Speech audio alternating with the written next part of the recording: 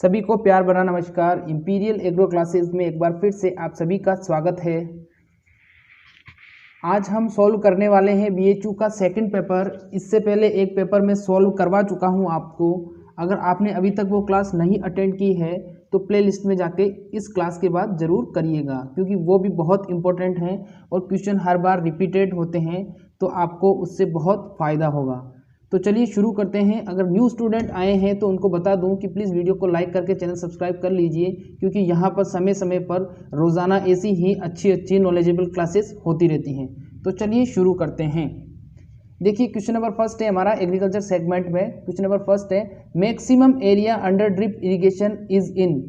Drip सिंचाई के अंतर्गत अधिकतम क्षेत्र वाला क्षेत्र है या अधिकतम क्षेत्र वाला स्टेट पूछा है। यहाँ पर कौन सा राज्य है जहाँ पर ड्रिप इरिगेशन सबसे ज़्यादा अपनाई जाती है? तो option A Uttar Pradesh, option B Maharashtra, option C Gujarat और ऑप्शन डी है पंजाब।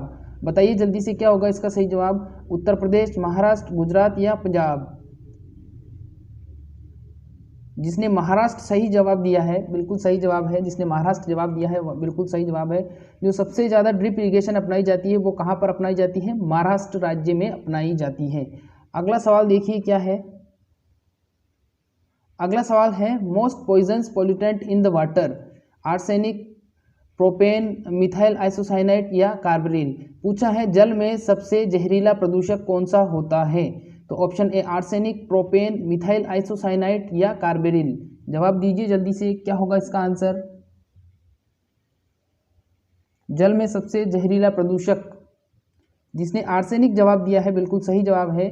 जल के अंदर जो आर्सेनिक पाया जाता है उसको सबसे जहरीला पदार्थ माना जाता है या सबसे जहरीला प्रदूषक उसको माना जाता है। अगला सवाल देखिए क्या है। अगला सवाल है हमारा, NABARD was established in the year. NABARD की स्थापना किस वर्ष हुई थी? 1982 में, 1983 में, 1984 में या 1985 में? बताइए जल्दी से, ए, बी, सी या डी। क्या होगा इसका option?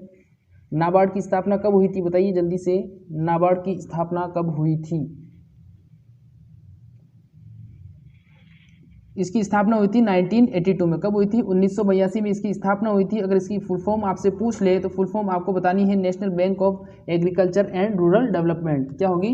National board of agriculture and rural development. Board होगा, बैंक नहीं होगा, बोर्ड होगा, national board of agriculture and rural development. ठीक है, अगला सवाल है, देखिए क्या है अगला सवाल। First all India coordinate research project was initiate in the crop.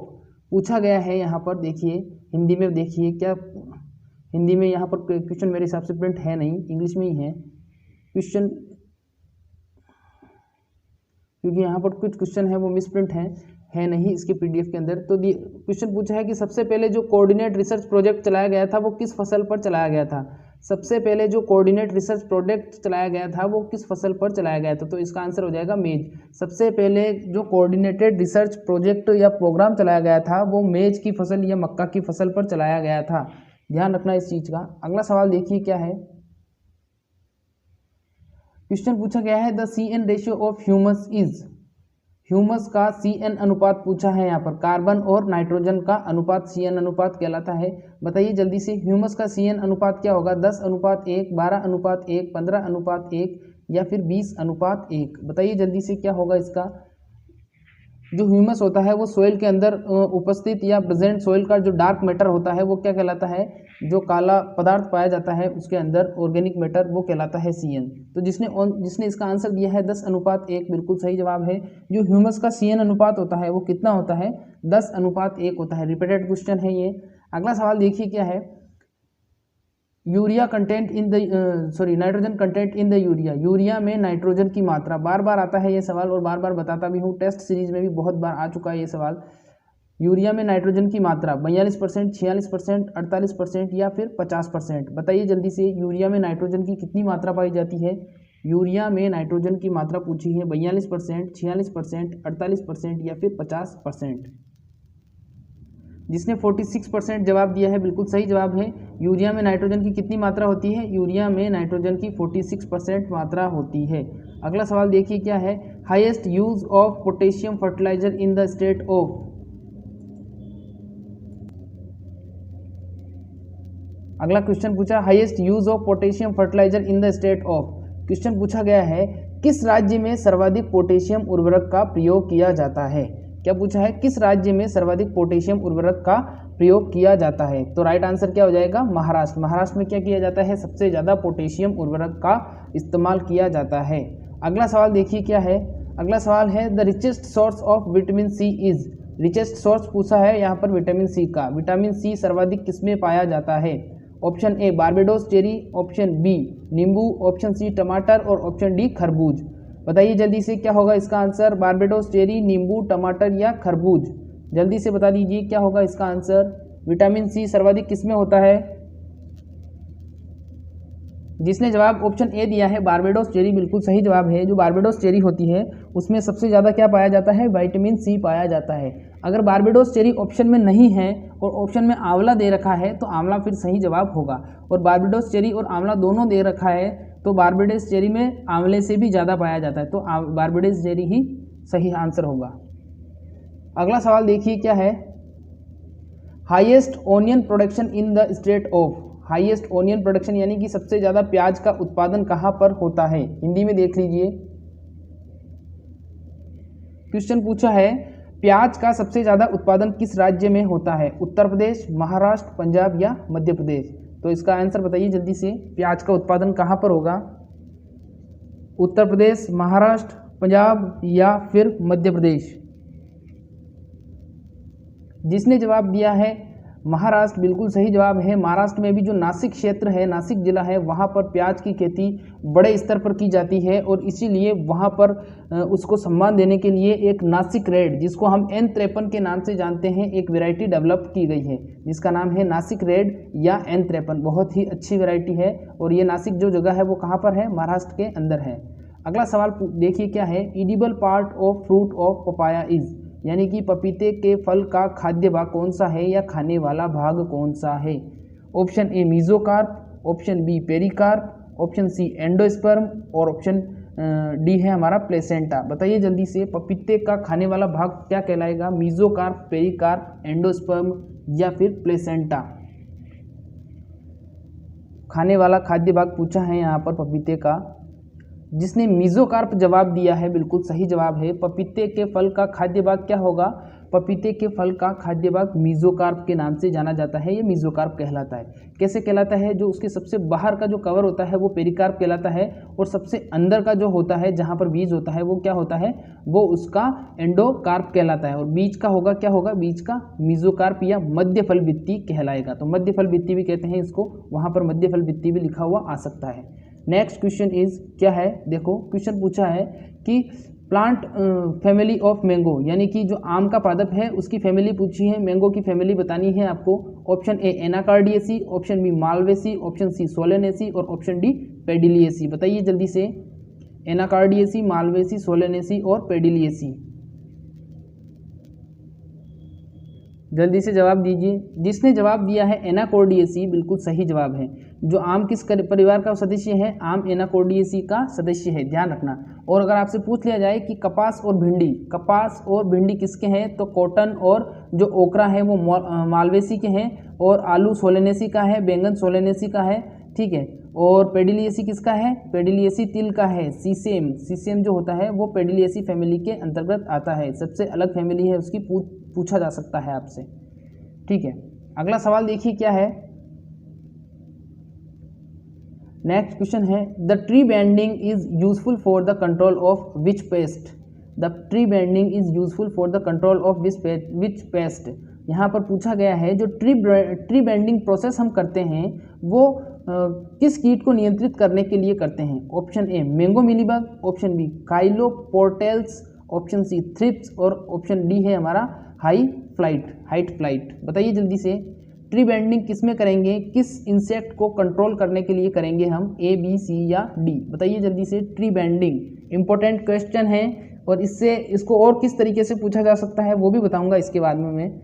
जिसने जवाब दिया है ऑप्शन ए वाला बिल्कुल सही जवाब है। जो ट्री बेंडिंग करते हैं हम, ट्री बेंडिंग किस कीट को नियंत्रित करने के लिए किया जाता है, ट्री बेंडिंग किया जाता है मैंगो मिलीबग को करने के लिए। तो ध्यान रखना, ट्री बेंडिंग किस कीट के लिए नियंत्रित किया जाता है, मैंगो मिलीबग को नियंत्रित करने के लिए किया जाता है।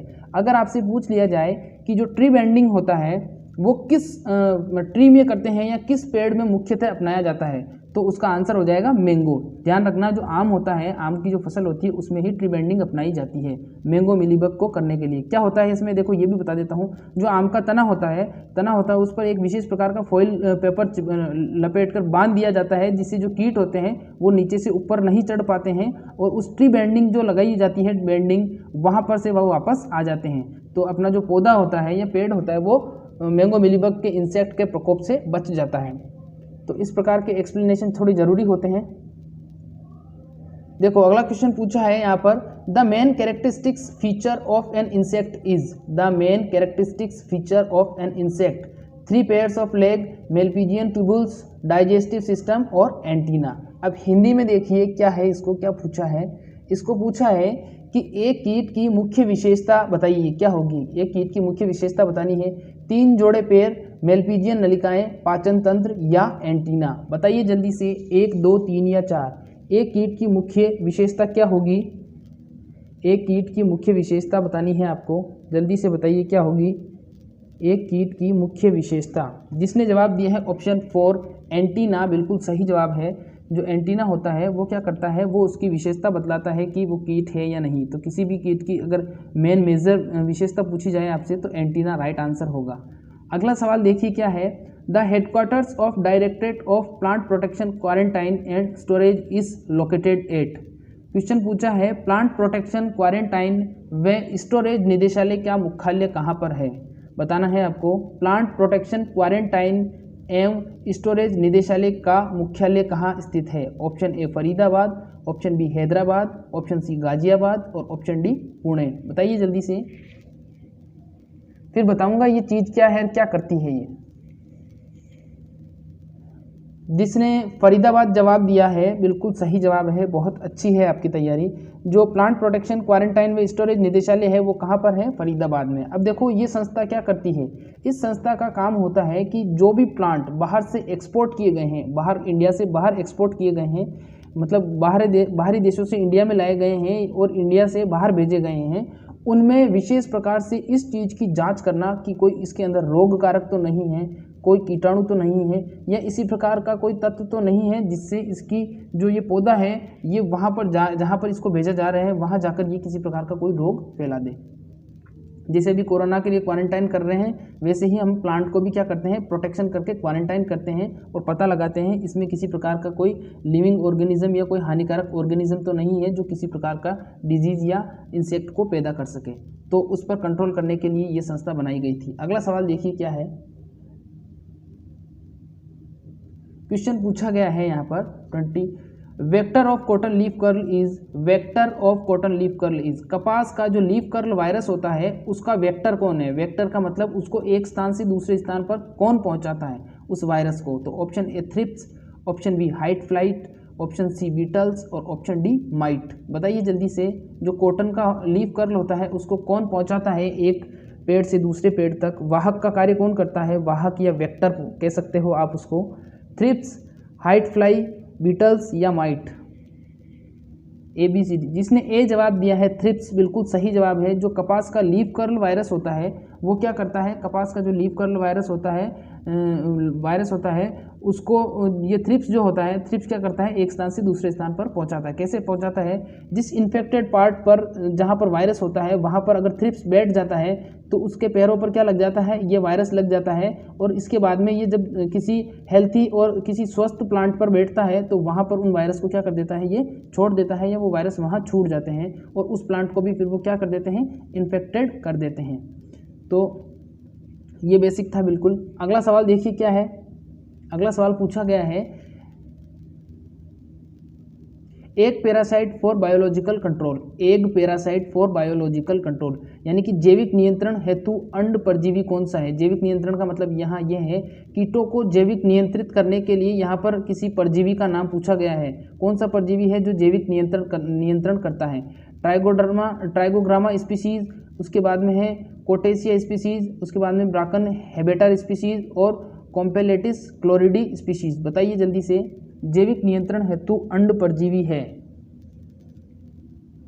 जिसने ऑप्शन ए जवाब दिया है ट्राइकोग्रामा बिल्कुल सही जवाब है। ट्राइकोग्रामा स्पीसीज जो होती है वो क्या करती है, वो विशेष रूप से अंड परजीवी कहलाती है और जैविक नियंत्रण में इसका इस्तेमाल किया जाता है। किसमें इस्तेमाल किया जाता है? जैविक नियंत्रण यानी बायोलॉजिकल कंट्रोल में मुख्य रूप से इसका इस्तेमाल किया जाता है। किसका? ट्राइकोडर्मा स्पीसीज का, ट्राइकोग्रामा का। ट्राइकोग्रामा और ट्राइकोडर्मा दोनों अलग अलग चीज़ है, ध्यान रखना। अगला सवाल देखिए क्या है, क्वेश्चन नंबर नेक्स्ट है। क्वेश्चन पूछा है chewing and lapping type of mouth part is found in. पूछा है चबाने और चाटने वाले मुखांग किसमें पाए जाते हैं? मधुमक्खी में, थ्रिप्स में, हाउस फ्लाई में या एफिड्स में? बताइए जल्दी से। चबाने और चाटने वाले मुखांग बताने हैं आपको, चबाने और चाटने वाले। Chewing and lapping type of mouth part, ABCD, मधुमक्खी, थ्रिप्स, हाउस फ्लाई या एफिड? बताइए जल्दी से क्या होगा इसका जवाब। जिसने मधुमक्खी जवाब दिया है बिल्कुल सही जवाब है। जो चबाने और चाटने वाले मुखांग होते हैं वो किसमें पाए जाते हैं? मधुमक्खी के अंदर पाए जाते हैं, ध्यान रखना, मधुमक्खी के अंदर पाए जाते हैं। अगला सवाल है father of modern plant pathology is, यानी कि आधुनिक पादप रोग विज्ञान के जनक, आधुनिक पादप रोग विज्ञान के जनक बताना है आपको। Louis Pasteur, Anton de Bary, von स्लेमिंग या रुडोल्फ वॉन? बताइए जल्दी से। Louis Pasteur, Anton de Bary या वॉन स्मेलिंग या फिर रुडोल्फ वॉन? बताइए जल्दी से क्या होगा इसका आंसर। जिसने लुई पास्चर बताया है, लुई पास्चर नहीं होगा, इसका जवाब होगा एंटोन डी बेरी। आधुनिक पादप रोग विज्ञान के जनक कौन होंगे? आधुनिक पादप रोग विज्ञान के जनक एंटोन डी बेरी होते हैं, एंटोन डी बेरी कहलाते हैं। नेक्स्ट क्वेश्चन देखिए, क्वेश्चन यहाँ पर पूछा गया है, बहुत ही अच्छा क्वेश्चन है। क्वेश्चन पूछा है Bordeaux mixture was developed by. मैंने आपको टेस्ट सीरीज में बताया था, बिल्कुल अच्छे तरीके से बताया था। जो टेस्ट सीरीज में कंटिन्यू आ रहे हैं उनको पता होगा कि मैंने बताया था बोर्डेक्स मिक्सचर को बनाते कैसे हैं, उसमें क्या क्या डालते हैं, उसकी खोज कब हुई थी, कैसे हुई थी, किस घटना पर हुई थी, सब कुछ बताया था मैंने। तो अगर आप टेस्ट सीरीज में नहीं आते हैं तो आप बहुत ही एक अच्छी चीज़ को मिस कर रहे हो। तो कंटिन्यू आप टेस्ट सीरीज में आया करें, बहुत अच्छी होती है। और अगर आपको टाइमिंग पता नहीं है तो टाइमिंग बता देता हूँ मैं। सुबह एग्रीकल्चर की टेस्ट सीरीज लगती है सही 11:30 बजे, फिर उसके बाद में शाम को हमारा 5 बजे पेपर लगता है। जेट के जो ओल्ड पेपर हैं वो सोल्व करते हैं हम। फिर 6:30 बजे की क्लास अभी आप अटेंड कर रहे हो, जिसमें आप BHU का पेपर देख रहे हो या फिर क्लास खत्म होने के बाद देख रहे हो तो कोई बात नहीं। और शाम को सही 8:30 बजे हमारी क्लास लगती है बायोलॉजी की। तो 4 क्लास लगती है एक दिन में, आप ज़रूर से अटेंड करिए, बहुत फ़ायदा होगा आपको। और जो स्टूडेंट कंटिन्यू आ रहे हैं उनको भी बहुत फ़ायदा हुआ है, इसीलिए वो कंटिन्यू हमारे साथ बने हुए हैं। हमारे लगभग 60 से 70 स्टूडेंट हैं जो कंटिन्यू क्लास में आते हैं। तो ये कहना चाहूँगा मैं, उसमें बताया था, देखिए फिर बता देता हूँ। बोर्डेक्स मिक्सचर क्या है? देखो बोर्डेक्स मिश्रण बता देता हूँ, इसकी खोज किसने की थी, क्या है, कैसे बनाया जाता है। सबसे पहले तो जो बोर्डेक्स मिक्सचर है वो क्या है, वो एक प्रकार का फफूंदनाशी है। क्या है? एक प्रकार का फफूंदनाशी है। फफूंद को नियंत्रित करने के लिए इसका इस्तेमाल किया जाता है। अब बोर्डेक्स मिक्सचर में मिलाते क्या क्या है? बोर्डेक्स मिक्सचर में मिलाया जाता है चूना, उसके बाद में कॉपर सल्फेट, उसके बाद में पानी। इन 3 चीज़ों को मिलाकर क्या बनाते हैं हम? बोर्डेक्स मिक्सचर बनाते हैं, जिसमें 4 किलोग्राम चूना, 4 किलोग्राम कॉपर सल्फेट और 50 लीटर पानी, इन तीनों को मिलाया जाता है और मिलाकर क्या बनाते हैं हम? Bordeaux mixture. तो बोर्डेक्स मिक्सचर का अगर रेशियो पूछ ले तो 4:50 लीटर पानी। ठीक है। अब बोर्डेक्स मिक्सचर जो खोज की थी वो की थी PMA मिलार्डेट नामक एक साइंटिस्ट ने। कौन थे? PMA मिलार्डेट नामक एक साइंटिस्ट थे। इन्होंने बोर्डेक्स मिक्सचर की खोज की थी। इनका खुद का एक बाग था अंगूर का, और अंगूर के बाग में डाउनी मिल्ड्यू नामक डिजीज़ हो जाती थी। कौन सी डिजीज़? डाउनी मिल्ड्यू नामक डिजीज़ हो जाती थी, और बार बार ये डिजीज़ होने पर उनका जो बाग है वो नुकसान हो जाता था। तो उससे निजात पाने के लिए उन्होंने खुद ने ही किसका विकास किया? बोर्डेक्स मिक्सचर का विकास किया। तो बोर्डेक्स मिक्सचर की खोज किसने की? PMA मिलार्डेट नामक साइंटिस्ट ने की थी। सबसे पहले इसका इस्तेमाल किस पर किया गया था? अंगूर पर किया गया था। और इसमें क्या क्या होता है? नीला तोता होता है, इसमें चूना होता है और पानी होता है। अनुपात बता दिया मैंने, 4:4:50। ठीक है। तो वेरी इंपॉर्टेंट जानकारी थी ये। सवाल वापस से आएगा, ये मैं कह रहा हूँ आपसे, और फिर से कह रहा हूँ, न्यू स्टूडेंट है तो प्लीज़ सब्सक्राइब कर दीजिए। आप जैसे स्टूडेंट के सपोर्ट की हमें ज़रूरत है, और लाइक भी कर दीजिए। बेल आइकन दबाए बिना आपको नेक्स्ट क्लास का नोटिफिकेशन नहीं मिलेगा, इसलिए बेल आइकन दबा लीजिएगा। अगला सवाल देखिए क्या है। Bengal famine occurs due to.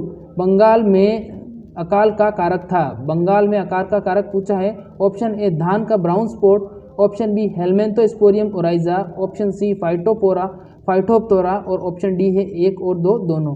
बताइए जल्दी से, बंगाल में अकाल जो पड़ा था वो किसके कारण पड़ा था? बंगाल फेमाइन। ऑप्शन ए धान का brown spot, option B Helminthosporium oryzae, option C Phytophthora और ऑप्शन डी है 1 और 2 दोनों। जिसने जवाब दिया है ऑप्शन चौथा बिल्कुल सही जवाब है। ब्राउन स्पॉट जो होता है, धान का ब्राउन स्पॉट जो डिजीज होता है वो किससे होता है? हेलमेंथोस्पोरियम ओराइजा नामक कवक से होता है। किससे होता है? हेलमेंथोस्पोरियम ओराइजा नामक कवक से होता है। ये एक प्रकार का कवक है जो क्या फैलाता है? धान के अंदर ब्राउन स्पॉट फैलाता है और इसी से बंगाल के अंदर क्या हो गया था? अकाल पड़ गया था। अब इस चीज़ से एक चीज़ और समझ सकते हो, जो धान होता है उसको हम क्या कहते हैं? चावल या राइस कहते हैं। अगर इसका सबसे ज़्यादा उत्पादन पूछ ले कहाँ पर होता है इंडिया में, तो आपको जवाब देना है पश्चिम बंगाल, वेस्ट बंगाल, यानी कि WB। ठीक है, शॉर्ट में WB बोलते हैं उसको।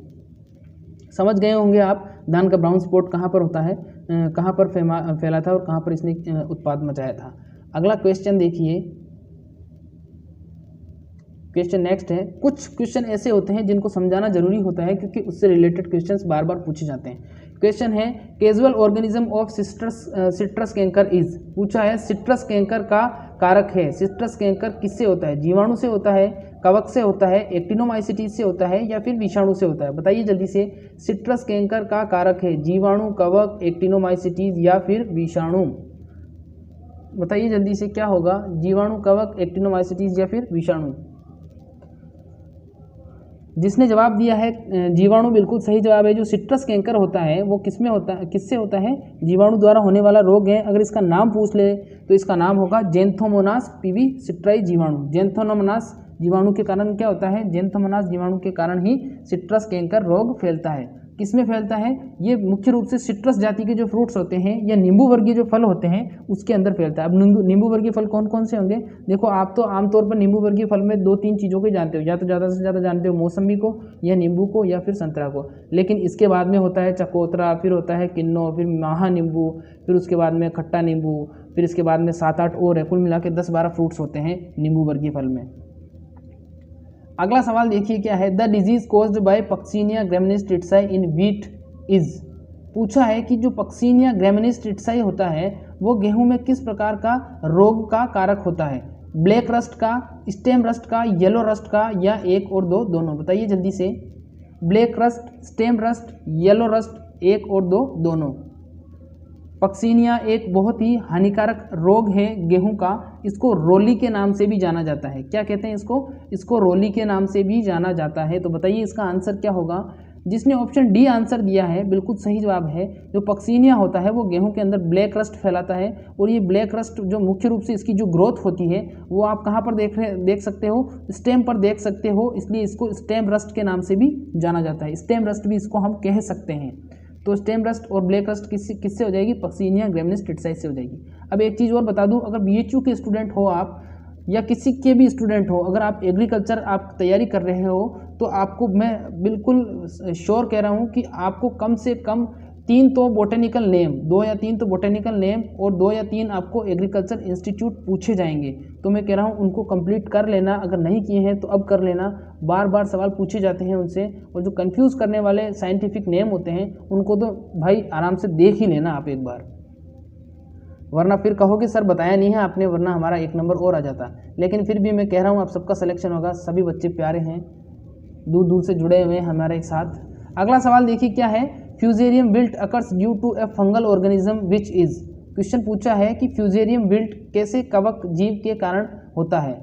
बताना है आपको। जो फ्यूजेरियम विल्ट होता है वो कवक जो होता है वो कहाँ पर रहता है? वो मतलब वायु के अंदर रहता है, वो जल में रहता है, वो मिट्टी में रहता है, या उपरोक्त में से कोई नहीं? बताना है आपको। कौन सा बोर्न है ये? सॉइल बोर्न है, एयर बोर्न है, वाटर बोर्न है या नन ऑफ अबव?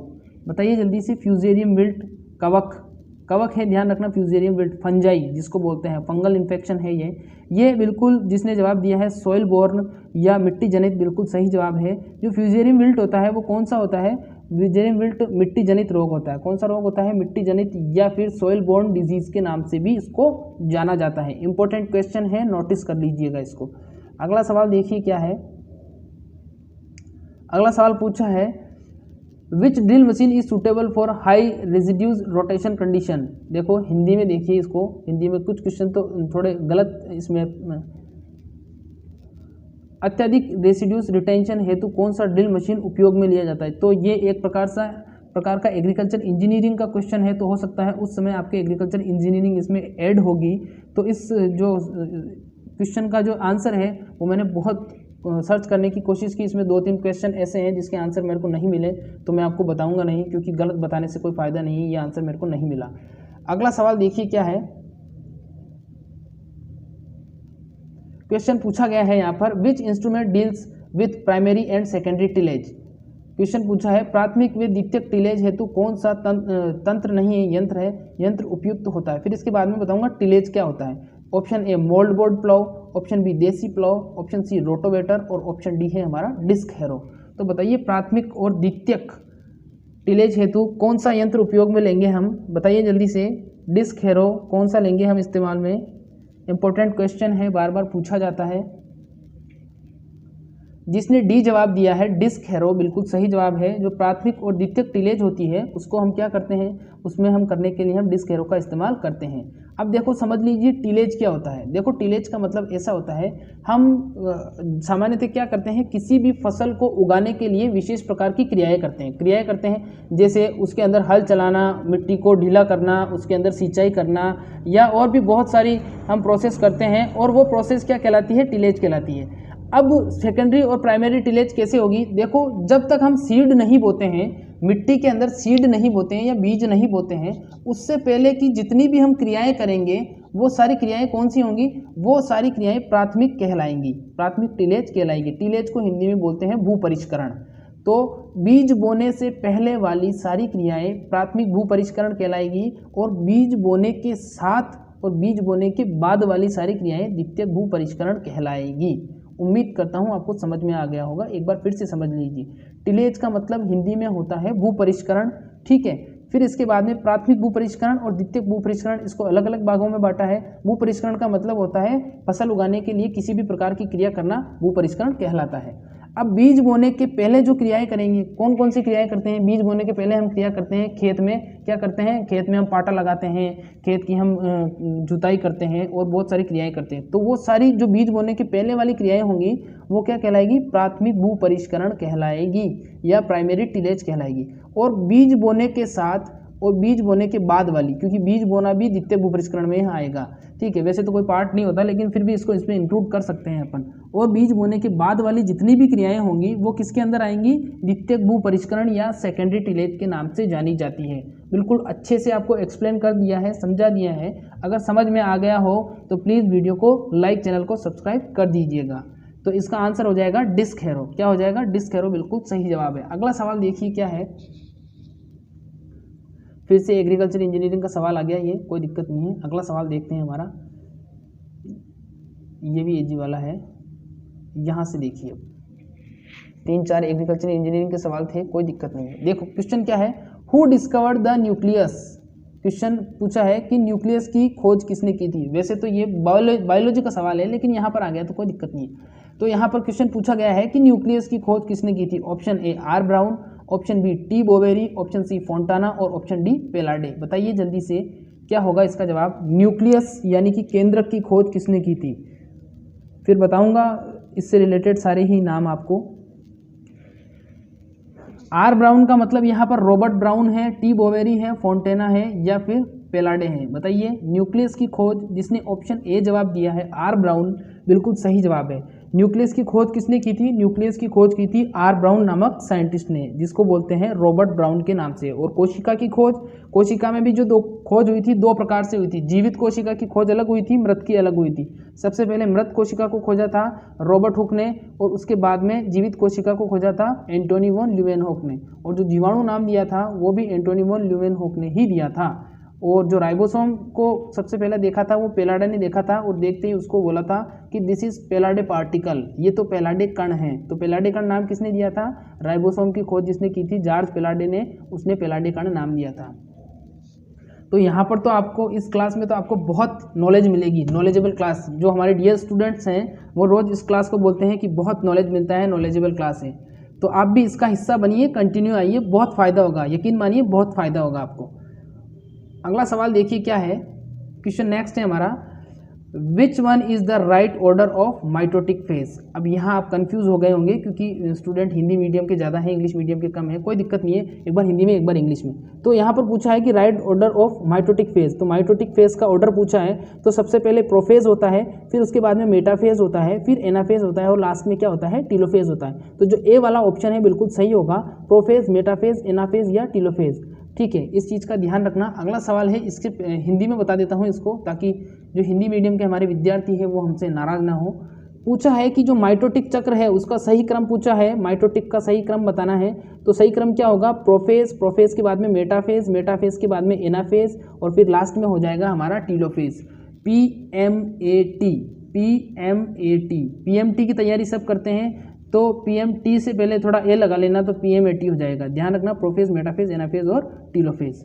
अगला सवाल देखिए, क्वेश्चन पूछा है, गुणसूत्रों से संबंधित है थोड़ा। नेलिसोमिक रेफर्स टू, नेलिसोमिक प्रदर्शित करता है, गुणसूत्रों में होता है, अलग अलग प्रकार से होता है, उस प्रकार से यहाँ पर नेलिसोमिक का फॉर्म पूछा गया है। कौन सा फॉर्म होगा, 2n बराबर 1, 2n माइनस 1 माइनस 1, या -1 नहीं है, ये डैश है ये, या 2n डैश 2 या 2n प्लस 2 या -2, जो भी बोल सकते हो आप, जो भी आपको समझ में आ रहा है। प्लस माइनस माइनस ही है वैसे तो, ये डैश भी बोल सकते हो, माइनस भी बोल सकते हो, क्योंकि यहाँ पर प्लस लगा हुआ है तो प्लस ही बोलना इसको उचित रहेगा। तो इसका आंसर क्या होगा बताइए जल्दी से, 2n माइनस 2, ऑप्शन 3 बिल्कुल सही जवाब है। क्या होगा, 2n माइनस 2 बिल्कुल सही जवाब है। जिसने जवाब दिया है नेलिसोमिक रेफर्स टू 2n माइनस 2 बिल्कुल सही जवाब है। अगला सवाल देखिए क्या है, अगला सवाल है, डुप्लीकेट जीन एक्शन प्रदर्शित करता है, duplicate gene action refers to, बताइए 9:3:3:1, 15:1, 9:7 या 3:3। ये सवाल थोड़े बायोलॉजी के हैं, मुझे ये समझ में नहीं आ रहा कि एग्रीकल्चर के अंदर ये बायोलॉजी के क्वेश्चन कैसे डाल देते हैं ये BHU वाले। जब बायोलॉजी का अलग से सेगमेंट है तो उसमें डालो ना आप।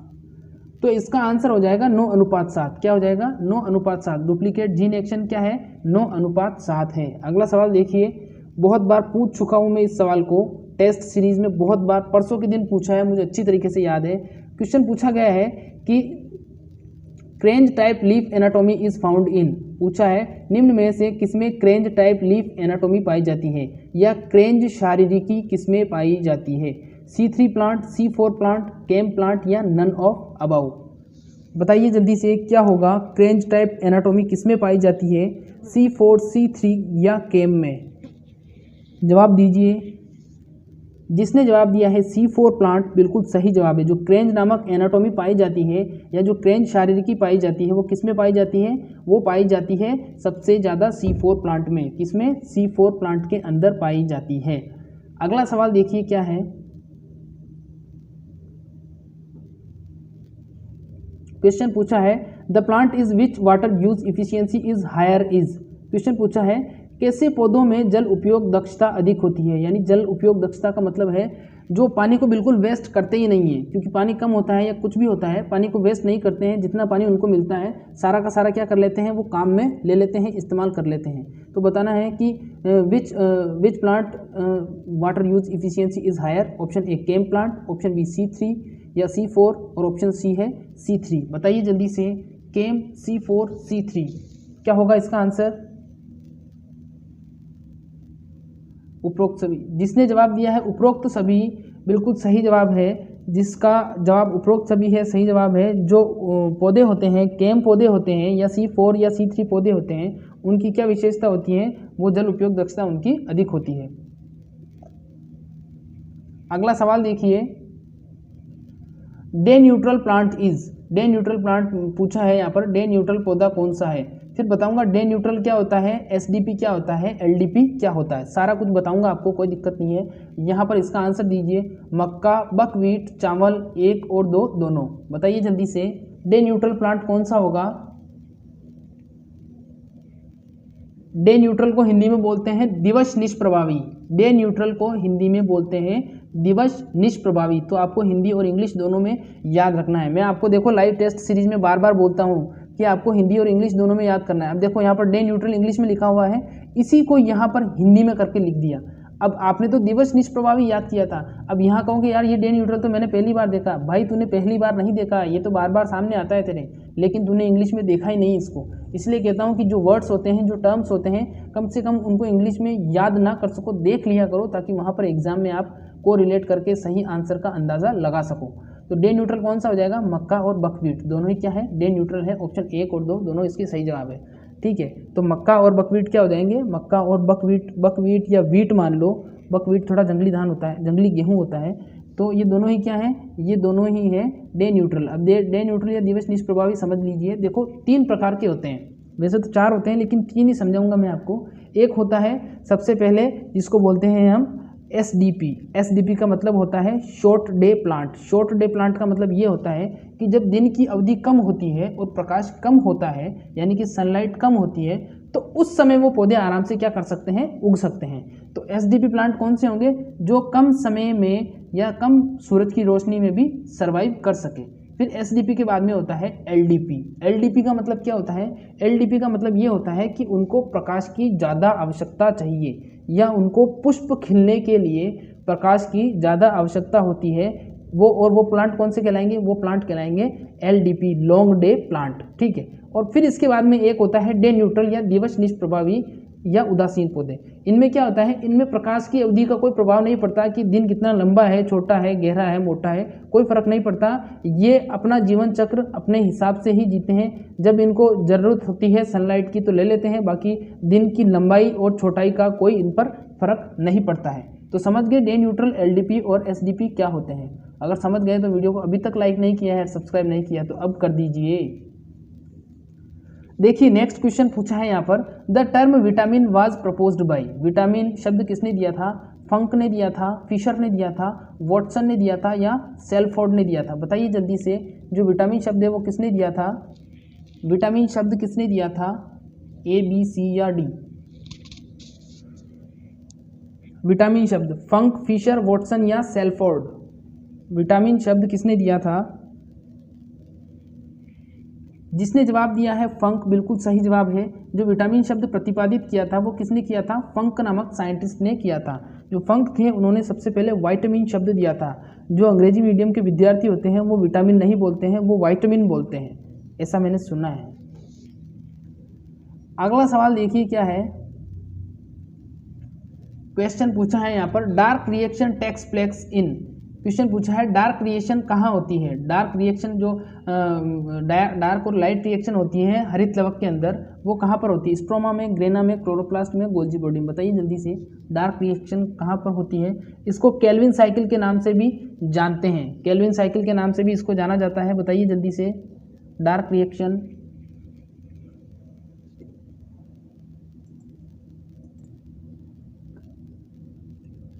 ए स्ट्रोमा, बी ग्रेना, तीसरा क्लोरोप्लास्ट और चौथा गोल्जी बॉडी? बताइए जल्दी से।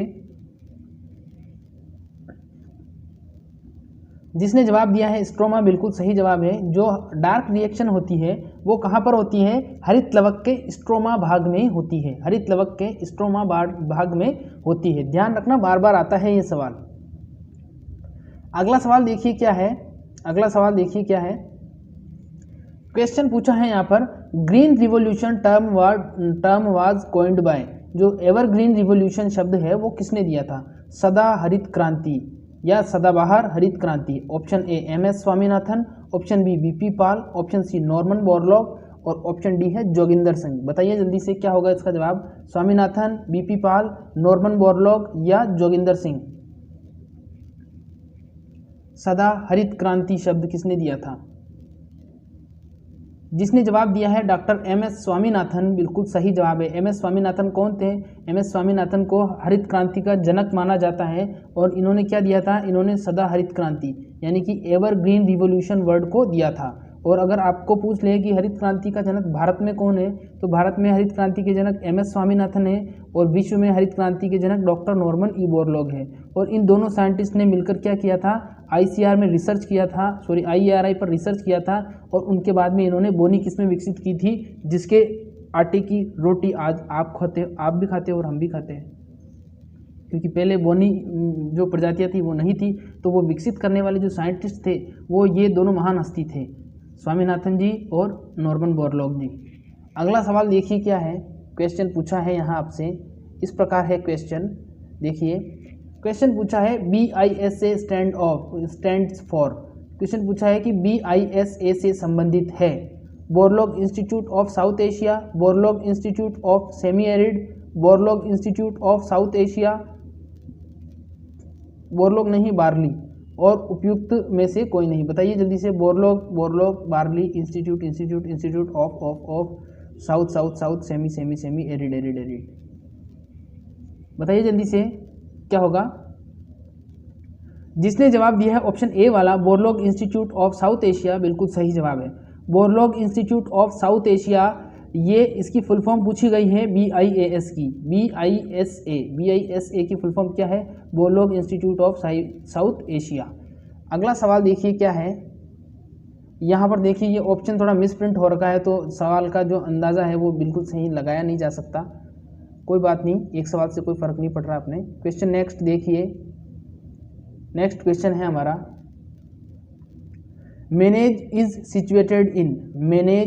सिचुएटेड इन हैदराबाद, मुरादाबाद, पटना या दिल्ली। मैनेज एक प्रकार की संस्था है, क्या करती है ये विशेष रूप से कृषि विपणन और उनसे जुड़े जो भी मार्केटिंग वाले काम होते हैं वहाँ पर वो किए जाते हैं। और यहाँ पर एग्री बिजनेस मैनेजमेंट से एग्री बिजनेस मैनेजमेंट से MBA भी आप कर सकते हो। उसके लिए आपको केट का एग्ज़ाम देना पड़ता है। बाकी यहाँ पर सिलेक्शन होने के बाद में आदमी की लाइफ जैसे IIT वालों की सेट होती है वैसे हो जाती है। और जो केट का एग्ज़ाम लगता है वो लगता है BSc के बाद में। मैनेज कहाँ स्थित है बताना है, हैदराबाद में, मुरादाबाद में, पटना में या दिल्ली में। बताइए जल्दी से मैनेज कहाँ पर है। जिसने जवाब दिया है हैदराबाद, बिल्कुल सही जवाब है। मैनेज कहाँ पर है, मैनेज हैदराबाद में है। ध्यान रखना मैनेज कहाँ पर है, मैनेज हैदराबाद में है। नेक्स्ट क्वेश्चन से पहले मैं ये कहना चाहता हूँ कि मेरा ये टारगेट है कि मैं जिन भी स्टूडेंट्स को पढ़ा रहा हूँ और आपके एग्जाम में चाहे कितने क्वेश्चन आए एग्रीकल्चर के, किसी के 40 आ रहे हैं, किसी के 50 आ रहे हैं, तो किसी के 100 आ रहे हैं, मुझे उससे कोई मतलब नहीं है। मैं ये चाहता हूँ कि मैंने जिन भी स्टूडेंट्स को पढ़ाया है वो कम से कम 98% क्वेश्चंस को सही करके आएँ। एग्रीकल्चर सेगमेंट की बात कर रहा हूँ मैं। अगर आपके 100 आ रहे हैं तो आपको 98 से लेकर 96 से 98 सही करने पड़ेंगे। अगर आपके एग्रीकल्चर में 40 आ रहे हैं तो 40 में से आपको 38 सही करने पड़ेंगे। 50 आ रहे हैं तो 50 में से आपको 47 सही करने पड़ेंगे। और अगर आप जैसे जैसे मैं पढ़ाऊँगा और जैसे जैसे मेरी गाइडलाइन से चलोगे आप, तो बिल्कुल मेरा यकीन मानिए आपको ज़रूर से फ़ायदा होगा। ये पेपर मैं सोल्व करवा रहा हूँ, इससे आपको गाइडलाइन मिल गई होगी कि किस प्रकार के क्वेश्चंस आते हैं। तो ज़्यादा से ज़्यादा टेस्ट सीरीज़ में आने की कोशिश कीजिए। मुझे पता है समय निकाल पाना मुश्किल होता है, आपकी अदर भी क्लासेस चलती है, लेकिन यह भी ज़रूरी है एक पार्ट। जब तक आपके सामने क्वेश्चन नहीं आएगा, आपके माइंड पर आप प्रेशर नहीं डालोगे, तब तक आपको पता कैसे चलेगा कि हमें कितना याद है और कितना याद नहीं है। तो टेस्ट सीरीज इसीलिए बहुत फ़ायदेमंद होती है। थ्योरी पढ़ो, थ्योरी के बाद में सीधा क्या करो, टेस्ट सीरीज ज्वाइन करो। और अब मैंने ये सोचा है नया चैनल पर करने के लिए कि अब से जो टेस्ट सीरीज आएगी, वैसे तो पेपर सॉल्व हो रहे हैं वो तो सारे ही होंगे, ICR का होगा, BHU का होगा, JET का होगा, CGPAT का होगा, सारे ही होंगे, PAT वगैरह जितने भी एग्रीकल्चर के टेस्ट होते हैं सबके होंगे। लेकिन मैंने ये सोचा है कि इसके अलावा जो एग्रीकल्चर और बायोलॉजी है उनके अब मैं टॉपिक वाइज क्या लाऊंगा, टेस्ट सीरीज लाऊंगा, ताकि उससे क्या होगा, जैसे एक टॉपिक आज पढ़ाया तो वो आपका क्लियर हो गया, उसको 2 बार उस क्लास को अटेंड कर लो, एक बार तो लाइव, उसके बाद में सेव हो जाती है, फिर सेव होने के बाद में अटेंड कर लो उसको, तो आपका वो टॉपिक कंप्लीट। फिर उस टॉपिक में से कहीं से क्वेश्चन आएगा तो आप बिल्कुल श्योर रहोगे। तो ये मेरी राय है, आपको बताना है कि ये कैसी राय है। और अभी शाम को 8:30 बजे क्लास में फिर मिलेंगे। और BHU की जो कल क्लास थी उसमें बहुत कम स्टूडेंट थे और आज भी कोई खास नहीं है, आज भी उतने के उतने ही हैं। तो प्लीज़ आपके स्टूडेंट, आपके जो दोस्त हैं, अगर आप एक स्टूडेंट हो और आप अगर अभी इस क्लास में हो तो एक स्टूडेंट के कम से कम 5 दोस्त तो मैं मानता ही हूँ, किसी के 5 नहीं है तो 3 तो मैं मानता ही मानता हूँ। अगर आप 3 लोगों को भी शेयर नहीं कर सकते तो फिर इस क्लास में अब क्या बोलूँ मैं, समझ सकते हो आप। तो प्लीज़ थोड़ा सा सपोर्ट दिखाइए अपना, इतना फ़र्ज़ मैं निभा रहा हूँ अपना, तो थोड़ा सा आप भी निभा दीजिए। तो थोड़ा सा चैनल को प्रमोट करने में मदद कीजिए हमारी। हम सब कुछ कर रहे हैं, आपके लिए ही कर रहे हैं, थोड़ा सा हमारा फ़ायदा भी है इसमें, तो थोड़ी सी हेल्प करिए। अगला सवाल देखिए क्या है, क्वेश्चन पूछा है यहाँ पर, लास्ट सवाल है हमारा। Training and visit system was first introduce in the state of. जो TNV सिस्टम था वो सबसे पहले कहाँ पर इंट्रोड्यूस किया गया था या सबसे पहले कहाँ पर खोला गया था। ट्रेनिंग एंड विजिट प्रणाली प्रथम बार किस राज्य में शुरू की गई थी? Option A Rajasthan, option B Maharashtra, option C Uttar Pradesh और ऑप्शन डी हमारी पांडिचेरी। बताइए जल्दी से कौन सी होगा, क्या होगा इसका जवाब? ट्रेनिंग एंड विजिट सिस्टम क्या होगा? राजस्थान, महाराष्ट्र, उत्तर प्रदेश या पांडिचेरी? जिसने जवाब दिया है राजस्थान, बिल्कुल सही जवाब है। जो ट्रेनिंग एंड विजिट प्रणाली या सिस्टम है, टीएनवी सिस्टम है, वो कहाँ पर था? सबसे पहले उसको राजस्थान में शुरू किया गया था या प्रारंभ किया गया था। तो ये बीएचयू का पेपर था। मैंने 2 पेपर में आपको सोल्व करवा चुका हूँ, लेकिन मुझे अभी तक उन दोनों वीडियोज़ पर कोई खास रिस्पॉन्स नहीं मिला है। तो अब मैं सोच रहा हूँ कि कल क्लास में लूँगा, तो प्लीज़ आप थोड़ा अपना पोटेंशियल दिखाइए, अपने मित्रों को बोलिए कि वहाँ पर बीएचयू का पेपर सॉल्व करवाया जा रहा है। और क्लास में कमी है तो मेरे को बता सकते हो आप कि मेरे अगर समझाने में कोई कमी है तो बात अलग है, फिर आप आपके बुद्धि विवेक से काम ले लीजिए। बाकी इस तरीके से मेरे को नहीं लगता यहाँ पर 2-2, 3-3 बार या 1-1 घंटे की लाइव क्लास कोई लेके आपको समझा रहा होगा। ठीक है, तो इतना मैं कर रहा हूँ, तो आप भी करिए थोड़ा सा। ठीक है, 8:30 बजे की क्लास में मिलेंगे। तब तक आप रेस्ट कर लीजिए, फ़ोन को चार्ज कर लीजिए, जो भी आपको करना है कर लीजिए। तो अभी तक सब्सक्राइब नहीं किया तो सब्सक्राइब कर देना और घर से बाहर मत निकलना, क्योंकि बाहर तो बेटा कोरोना है। बाय।